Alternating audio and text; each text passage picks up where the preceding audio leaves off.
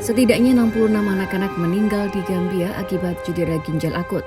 Duganya terkait dengan obat batuk buatan India yang terkontaminasi. Temuan itu diumumkan oleh Direktur Jenderal WHO Tedros Adhanom pada Rabu 6 Oktober setelah tes pada beberapa sirup obat yang diduga menyebabkan 66 kematian anak di negara kecil Afrika Barat itu.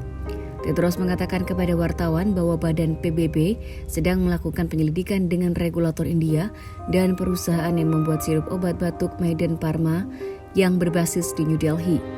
Dilansir dari Reuters, Maiden Pharma menolak berkomentar, sementara panggilan dan pesan ke Drugs Controller General of India tidak dijawab. Kementerian Kesehatan India tidak menanggapi permintaan komentar. WHO telah mengeluarkan peringatan produk medis pada Rabu 5 Oktober yang meminta regulator untuk menghapus barang-barang Maiden Pharma dari pasar. Produk tersebut mungkin telah didistribusikan di tempat lain melalui pasar informal, tetapi sejauh ini hanya diidentifikasi di Gambia, kata WHO dalam peringatannya.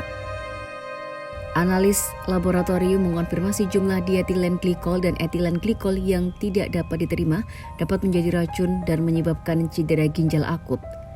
Petugas medis di Gambia telah menyuarakan peringatan pada Juli setelah puluhan anak mulai jatuh sakit dengan masalah ginjal.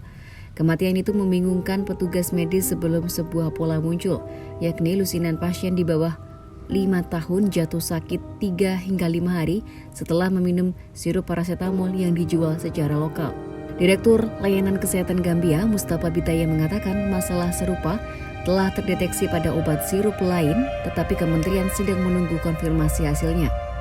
Maiden Pharma memproduksi obat-obatan di fasilitasnya di India yang kemudian dijual di dalam negeri serta mengekspornya ke negara-negara di Asia, Afrika, dan Amerika Latin.